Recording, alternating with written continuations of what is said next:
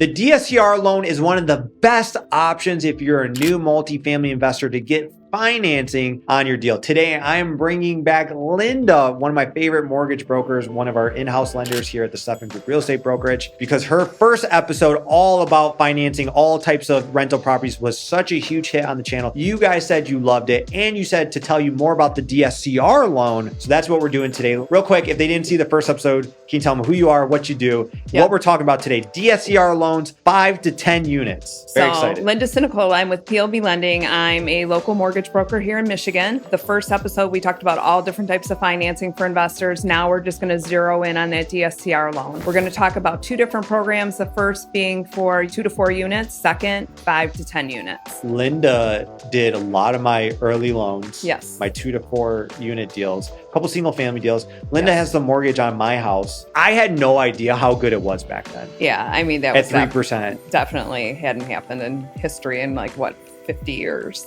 The DSCR loan is a newer product. It is. Yes. It is. So if I'm brand new, I'm watching this. It's like a buzzword though. It is. What is a DSCR loan? DSCR stands for Debt Service Coverage Ratio. What it simply means is, does the gross rent cover the cost? And cost being PITIA, meaning principal, interest, taxes, insurance, and any association fees. Never heard A before. Yeah, PITIA. Love it. Yes. Love it. So simple example, if the property, let's say rents for $10,000 gross, let's say it's 10 units, 1,000 each. My PITA is 7,000. I could get a DSCR loan for this. Correct. First off, when did this come about? It's a newer loan in the last, I would say, probably 6-7 years. We've been writing a lot of these. They're very popular. And that's why a lot of people had questions about this. So what's the big advantage of doing the DSCR loan versus a traditional financing loan? Oh, it's huge. There's no income verification, no tax returns, no pay stubs, nothing. So it's based off of simply credit score, down payment, and cash flow of the property. Those 3 components. That is huge because it used to feel, and it still sometimes feels like they do a colonoscopy on, we need 3 years of tax returns. Right. We need your personal financial statement. Right. We need your liquidity. Oh, you moved 10,000 over this. What was this for? So there's none of that on a None of that. There's none of, have you been an experienced investor? If you own a primary residence,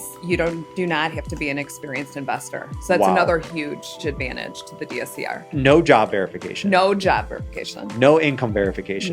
No income. Do they check my credit score? They do. Okay, so I need to have decent credit. You do. What credit's required to do a DSCR loan? Okay, couple different variations of DSCR. First, there's the 2 to 4 unit. Okay, on a 2 to 4 unit, we can go 20% down with a 700 score. 700 is a good score, not an outstanding, it's a good score. Sure. We can go as little as 25% down with a 640 score. It's not bad. No, it's not. That's on a 2 to 4. 25% down for multifamily. So guys, remember, as listening to this, 5 units and above, we consider multifamily. The internet goes crazy when I talk about this, Linda. Right. The hate I get when I say 2 to 4 units is single family. They're like, no, it's small multifamily. It's residential. Right. Multifamily. It's still residential. Yes. We consider it small multifamily. Yes. Commercial 5 and above, 25% down is pretty standard. So you could do 20% down on some of those? We can do 20% down on 4 units. 4 units or less. When we get to 5 to 8, it's 25% down. Looking for a 720 credit score. What you've done in the past is if there's 3 4-plexes on a property, you can make that 20% down. Correct. Yeah. Who is this for? And is there anyone who you'd say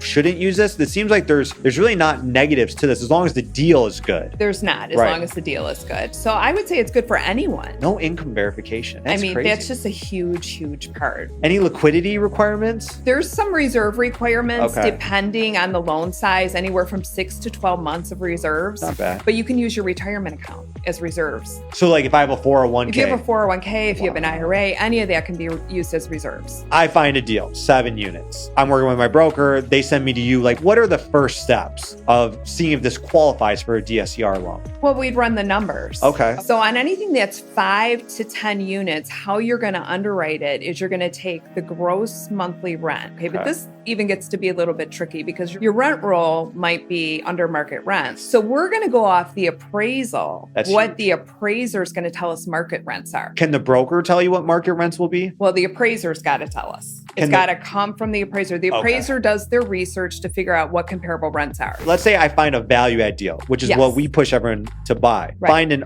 under market deal because that's how you make your money. Force the value to go up by increasing the rental income. Let's say I find a deal and it rents for $1,000, but the appraiser knows it should be renting for $1,500 a unit. We're going to use the market rent. You guys understand what she's saying here? She'll be able to show cash flow, not at what we call as is or historical performance. You'll go off of what the cash flow can be. So they can finance maybe deals that like a bank or a credit union wouldn't do. Right, exactly. Because a bank or a credit union is going to look at what did the last 12 months do? Right. That's what they look at. A bank and a credit union is also going to be looking at vacancy. We can do 100% vacant property with the DSCR loan. Okay, so 100% vacant property. So you're saying I could buy an 8 unit. Everybody just moved out. Maybe let's say they fully renovated it. They haven't leased it up yet. The appraiser says, hey, these are going to rent for $2,000 a unit. You could do a loan. Correct. That's crazy. Based on that. What we're going to do to underwriters, we're going to take the comparable rent schedule, which is going to give us gross rent minus any management fees. And then we're going to divide that by the PITI. Who sets the management fees? The appraiser or the individual? It would come from the seller. Got it. What if they're like, I self-manage, there's no management fees? Then there's no management fees. Then we use 100% of gross income. That's huge. Banks and credit unions always make you slap on 5%. That's what Andrew and I always run up against. We're like, well, we self-manage. We don't charge a management fee to our own company. Like, no, we always have to underwrite 5% of gross rental income to a management fee. Okay. So you don't have to do that. No, we don't do that. We just go off of what the appraiser tells us. It just seems like this loan product is very flexible. And if I'm explaining this correctly, it seems like you care all about the deal, not about the individual. It's a 50-50. What does that mean? So to me, it's like if the deal cash flows, the deal just has to break even, honestly, to make the deal work. So it doesn't even have to cash flow, it's just break even. It's got to be a 1.0. So let's say rents are, 10,000 and we got a 10 unit and with taxes, the mortgage payment's 10,000. You take the rent, divide by the PITI, you get a 1.0. I mean, in most cases, it's going to come up higher than a 1.0, but yeah. So this is really good for an under market deal. Absolutely. Because you can look at where it's going to be at and do the financing. What do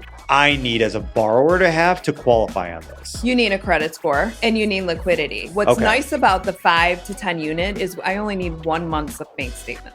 What do you need for like a traditional loan? Traditional 2 months. We're going to go back and make sure your funds are seasoned, where now we only need a 30-day bank statement. Gift funds are also allowed. Gift fund means like your family could chip in. So if I go to buy a house today, you need like 2 years of income. 2 years of income. I need at least your last 2 months bank statements to track all your money, credit score, liquidity. You need to verify my job. You need a 2-year work history. But I can go buy a cash flowing multifamily, no job, credit score, 1 month bank statement. And the deal. That's why we push you guys. 1 to 4 units is great. 2 to 4 units is cool. But if you could go get a 7-unit apartment based off of the income the apartment produces versus the income you personally generate, it's a world of a difference. Oh, it is. It just opens up so many doors. Is it still 10 conventional loans only? Yes. Okay. Fannie and Freddie will give you 10 mortgages. So when I was buying 1 to 4 units, this didn't exist. Linda was financing all my deals and we were getting it done. But each deal got a little bit harder because they're like, we want more income verification. Why is he buying so many rentals?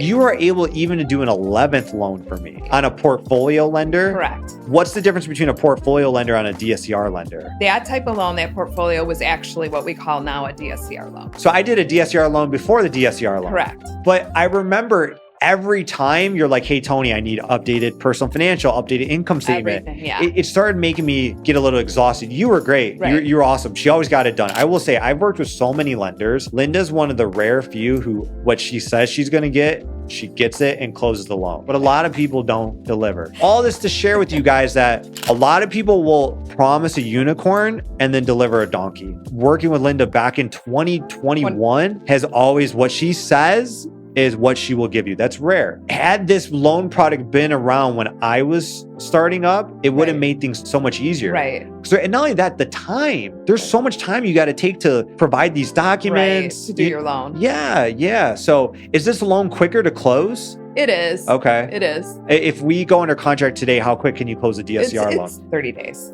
A commercial loan is 60 to 90. Sounds like we're making the DSCR loan really, really good. Anyone can do it. Right. The no job thing is huge. But it's really the way multifamily should be is, does the deal work? Not do you work? You buy a house, it's like, well, do you have money? Are you making money? Can you afford all this? Is there debt to income with DSCR? It's a no ratio loan. There's no ratio. There's no income. The application's blank when it comes to income. So we don't even calculate out a debt ratio. Like you could have student loans. You could be carrying multiple car payments. There's no ratio. If there are any negatives, what are they with this type There's of a prepayment penalty. So on your 2 to 4 units, there's no prepayment penalty. So let's go to a particular local bank here. Your 5 to 10 units, you're going to have a 1% for 3 years. So what that means is, let's say you want to refi in the first 3 years, you owe $1 million. You're going to owe a 1% penalty when you go to pay it off. What if I refinance it with you? If you refinance with back to the same lender, yes, we have an ability to waive. Now, if I sell it, do I still pay the prepayment, or is it only I pay the prepay if I refi with a different lender? If you refi with a different lender. So if I just sell it, I'm not paying the prepayment. Correct. That's not bad at all, guys. I've had refinances where I paid 4% prepayment and tried negotiating with them on it. Right. No, they don't care. They're like, no. They don't care. Why don't lenders want to be paid off? Oh, because, they're pricing the loan so that they're over that time period is when they're making the money off their servicing. Linda, how do banks make money? They make it off their servicing. Lending. Right. Exactly. Prepayment penalties, like Linda's saying, guys, is the bank has put this money to work. If you pay the money back to them, they're not making any money off of lending the money. Right. So if you get something where it's 0% prepay or 1%, there's so much flexibility there. That is huge. I appreciate you sharing that, because something we always try to talk about is like the financial education that banks are not savers. Banks are lenders. As individuals trying to get ahead in life, we can't be savers. We have to borrow money and put money to work. Same thing the bank does. The bank borrows savers' money and then lends it out. The bank's not lending out Mrs. Bank's money. It's your and I's money. Correct. To investors. I really appreciate you sharing that, because it gives people a perspective of like, if the bank's borrowing money to get ahead, I need to do the same. So if I want to get started with the DSCR loan, what's the first step? What do I have to do? Just call me. Let's go.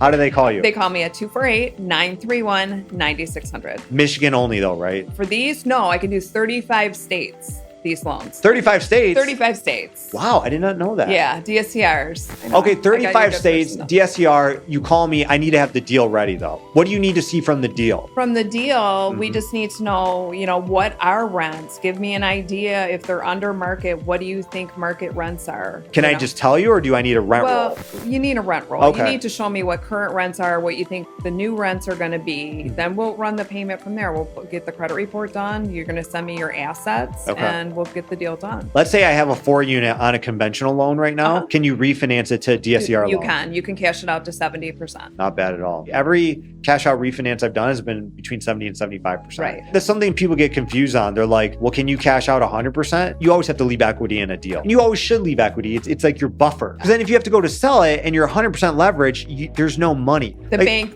doesn't want 100% leverage you. Which totally makes sense. I think that's where sometimes everyone's like, I want 80% loan to value, 90% loan to value. It's like, I think the whole point of real estate, as we're saying in my 42-unit apartment, I sleep well at night knowing, God forbid, a major life event happens, I can sell an asset and there's money there. Right, you have equity. If there's 100% leverage, you're not secure. Like if you have to sell something because of life, there's no money there. You know what I mean? Okay, so these deals you can close in your LLC, your corporation, or a partnership. Super easy. I can get you all the details on that. So if I buy it, and I close in an LLC, is it showing up on my credit report? It is. Okay. Because you're the borrowing partner. Your title, your management will all be in your LLC or your partnership. So next steps would be get my deal, reach out to you. Yes. Anything we didn't talk about with the DSCR loan? Seller concessions are allowed on these deals up to 6% of sales price. So if I have $1 million sales price, I can get 60,000 in concessions. You could. Not that it's always going to happen. Yeah. It's market conditions, but it's allowed. So I can't go above 60,000 or 6%. If I buy a conventional loan, is there a limit limit on concessions? There is. On investment property, only 2%. This loan gives you an extra 4%. What about a primary residence? Is primary there a limit? residence, you can go up to 6%. So if I buy $1 million house and there's like a massive basement foundation leak and they're like, it's 150 grand, they would just have to lower the price. You can't be like 150,000 cash to close. There's a lot of intricacies. This is why you guys have to work with a great professional. So this was everything on a DSCR loan. This loan, had it been around when I first got started, would have made my life